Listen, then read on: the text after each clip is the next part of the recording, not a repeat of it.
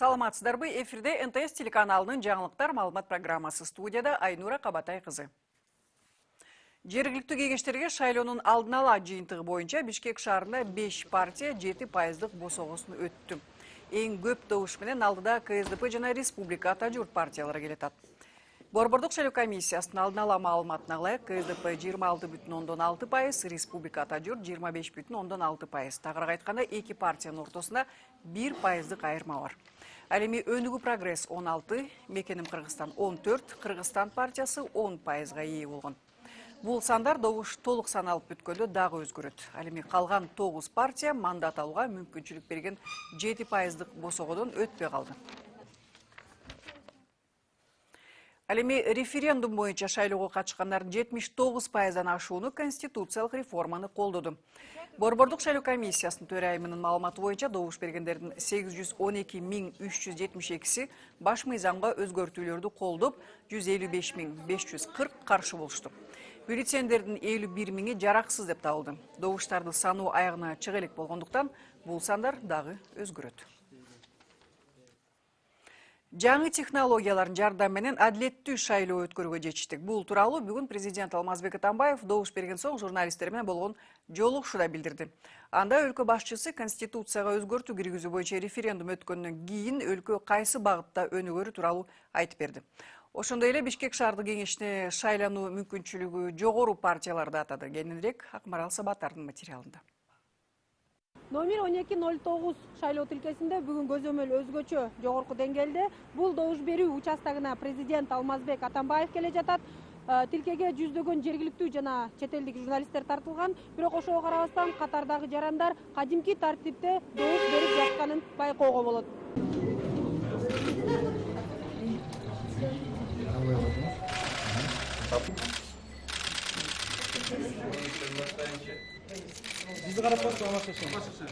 Как? Она сразу забирает. Вот тут подержу давай. Вот, пожалуйста. Мамлекет жетекчиси жарандык милдетин аткарып, эки өлкөгө бюллетендерди салгандан кийин адатка айланып калгандай журналисттердин алдына чыкты. Келатып, Кудайга тобо дедим да. Бир четте албетте толкунданып атам. Референдумга шайлоого 30% келип береби деп. Эми шайлоодо барер жок менимче. Референдумда 30% бар, элибиз келип береби жокпу деп. Ошол эле убакта сүйүнүп атам, анткени билесиңер, убагында референдумда шайлоодо шайлоочордун тизмесинин санынан 110% добуш берген фактылар болгондо мен азыркыдай көз алдымда турат. Ошондуктан Кудайга рахмат, ушундай өзгөрүүлөр келди Кыргызстанга.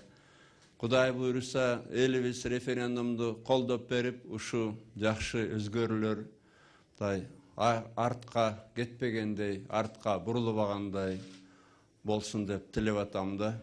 Алла Тааладан элибизге биримдик ынтымак берип жараткан жерибизге берекет берсе. Ошондой эле мамлекет жетекчиси добушун сатуу өлкөнүн келечегин сатуу менен барабар экенин билдирди. Мындан тышкары конституцияга өзгөртүү киргизүү кандай артыкчылыктарды алып келерин айтып берди. У меня очень большое пожелание, мечта и надежда, что народ поддержит референдум, и вот те позитивные изменения, которые есть в стране, чтобы они стали необратимыми. Потому что сегодняшний референдум – это еще один очень большой шаг к демократии, то есть к власти народа. Но следующий шаг, видимо, уже будет после выборов нового парламента, после 2020 года. Что касается, что кто-то не находит себя в списках избирателей. Вы знаете, сегодня премьер-министр не нашел себя в списках избирателей, голосующих на выборах в Горкеңеш. В списках на референдум его есть, а в списках избирателей Горкеңеш его нет. Потому что он до сих пор прописан в Аше. То есть каждый человек должен иногда немножко... Не тогда зашевелиться, когда ему 1000 сомов пообещают, а заранее подумать, будет он голосовать, не будет голосовать. А поливать легче всего.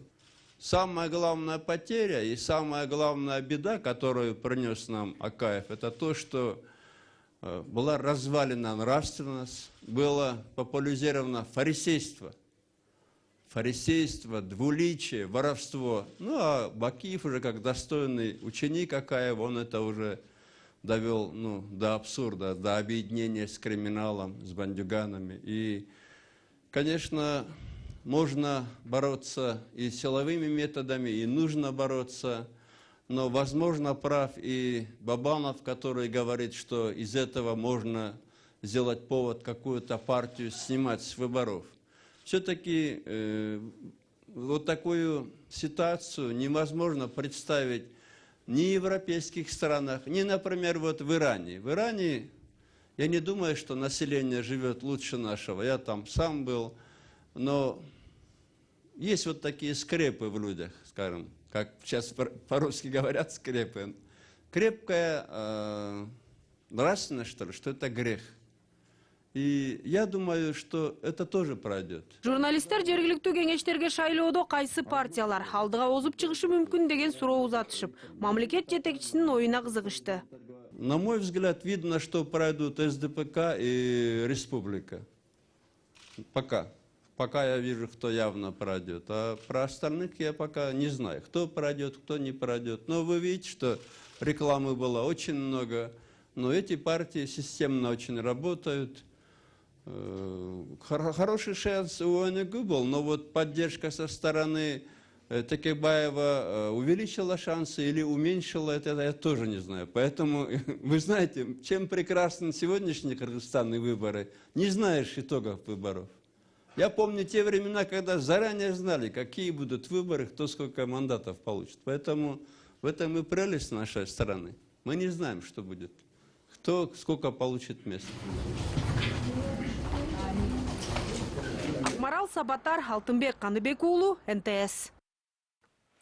Бүгін Қырғызстан үшін өзгөчө күн. Бұл туралы Жогорку кеңештеги Республика Ата-Журт фракциясынын лидери Өмүрбек Бабанов билдирди. Ал Чүй областынын Аламүдүн районундагы Сүймөнкул Чокморов айылына добуш берди.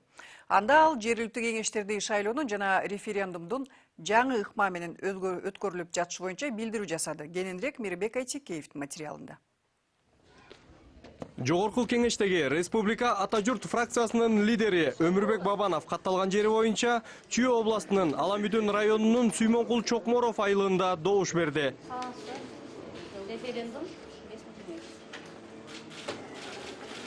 Өмүрбек Бабанов шайлоо тилкесине жалгыз келди. Мунун себебин сураганыбызда ал тизмени түзүүдө башаламандыктар бар экенине токтолду.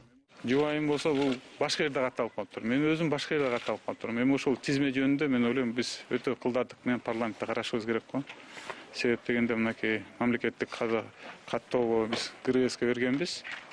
Ошонун негизинде мынакей көп элде мына каттар түшүп атат да. Өзүн тизмеден таппай, же болбосо башка шайлоо участогунда болуп калып атат. Ошонун негизинде мен ойлойм, мынакей биз борбордук шайлоо комиссиянын түзүп аткан принциби бул болсо мынакей оппозициядан болгон жана коалициядан болгон да. Бирок ошол эле учурда биз жанагы эң негизги тизмеде негизги борбор шайлоодо бул негизги тизме. Ошо негизги тизмени биз болсо мынакей ошо мамлекеттик ошо каттоо КРСке берип койгон негизинде мен ойлойм ошол жерде бирке туура эмес деп ойлойм да. Ошону биз кылдаттык менен карап чыгышыбыз керек. Андан тышкары Бабанов бул күн өзгөчө экенин баса белгилеп өттү. Себеби өлкө жарандары баш мыйзамга киргизилип жаткан өзгөртүүлөр боюнча өз позициясын билдирет. Жана шайлоонун жаңы ыкмасынын негизинде добуштар мурдагыдай бурмаланбай, элдин анык каалоосун билүүгө болот дейт саясатчы. Сиздер билсеңиздер, мынакей мурун референдум болгондо баардык эле референдум сөз өтүп кетет деп. Бул мына биометриканын негизинде мен ойлойм, азыр элибиз чечет да, ошо өзгөрүүдү элибиз кааласа, колдоп берсе.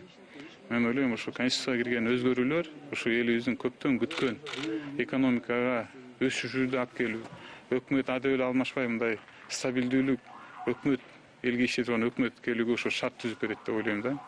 Ошол конституцияга өзгөрүү өтүп кетсе, мен ойлойм мындай чоң ийгиликтер болот деп үмүт менен күтөм да. Республика Ата-Журт фракциясынын лидери референдумдан кийин жазда парламент таркашы мүмкүн деген сөздөр боюнча пикирин билдирди. Парламент таркаган күндө мынакей шайлоо өткүзсөк, шайлоонун жыйынтыгы кандай болот? Шайлоонун жыйынтыгы ушундай эле болуп болуш керек. Ал үчүн могу шайлоо мыйзамдарды өткүзүш керек. Ал үчүн жанагы 7% эмес 9%, 10% кылсак, ошондо балким шайлоонун өңүмү башкача болушу мүмкүн да. Бирок мен ойлойм, каалайбызбы, каалабайбызбы. Биз болсо парламентти шайлагандан кийин 5 жыл иштеш керек. Өкмөт шайлаганда өкмөт туруктуу иштеш керек. Сүймөнкул Чокморов айылындагы добуш берүү тилкесинде 700 шайлоочу катталган. Мында таң эртелей эле жарандардын активдүүлүгү байкалат. Себеби көбүнүн баш мыйзамдагы өзгөртүүлөрдөн үмүттөрү чоң. Референдум туура мен башынан эле туура деп тапкан. Эмчиненде өзгөрүүлөр турмушта болуп атат. Мамлекетте дагы өзгөрүүлөр болуш керек, тоскоолдук болбош керек. Мирбек Айтикеев, Бакыт Кошалиев, Урмат Акынбек уулу, НТС. Эл аралык байкоочулар Кыргызстанда референдум менен шайлоолорду өткөрүү жакшы уюштулгандыгын белгилешти. Алардын айтымында шайлоо ачык айкын өттү. Бул жакта жарандардын эркине эч нерсе таасир эте албайт экен дейт Россиянын мамлекеттик думасынын мүчөлөрү. Жергиликтүү кеңештерге шайлоо жана референдумдун жүрүшүндө бир нече мүчөлүштүктөрдү эске албаганда шайлоо жакшы деңгээлде өттү дейт Украинадан келген байкоочулар. Алар дагы Кыргызстандын тажрыйбасын колдонуп, шайлоодо автоматтык эсептөөчү үкөктөргө өтүүгө ниеттенишүүдө. В Кыргызстане используются автоматически считывающие урны. Кыргызстан шайлоодо автоматтык урналарды колдонуу боюнча постсоветтик өлкөлөрдүн арасынан алдыга чыкты. Лидер болду десек жаңылышпайм. Мындай заманбап технологияны киргизүү Украина үчүн азырынча жөн гана кыял. Анткени менин көргөнүм боюнча Кыргызстандын бардык шайлоо тилкелеринде компьютерлер коюлган экен. Биз да бул деңгээлге жетишибиз керек. Индияда бул система 25 жылдан бери колдонулуп келе жатат. Бирок бул жабдуулар сууктан улам иштебей калат дегенге кошулбайм. Ал кемчиликтер бара түзөлөт. Негизи эле техникалык мүчөлүштүктөр боло берет. Техника деген техникада. Мисалы биз байкоо жүргүзгөн жерде урна иштебей калды. Бирок адистер жакшы даярдалгандыктан бул көйгөйдү 20 мүнөттүн ичинде эле чечип коюшту. Россиядагы шайлоо системасы буга чейин Кыргызстанда колдонулуп келген техника менен ишке ашырылып келет. Бирок мен Кыргызстанда өткөн парламенттик шайлоодон кийин мамлекеттик думадан чыгып сүйлөдүм. Ал жерде силердин өлкөдөгү биометрикалык система боюнча иштеп баштайлы дедим. Анткени Кыргызстан кыска убакыттын ичинде эле муну уюштуруп чыкты. Коопсуздук жагынан алганда 3 тепкичтүү коопсуздук эрежелери сакталган экен. Эч кандай мыйзам бузууларга да жол берилбейт. Биз силердин деңгээлге жетишибиз керек. Ушун менен бүгүнкү программабызды жыйынтыктайбыз. Саламатта болуңуздар.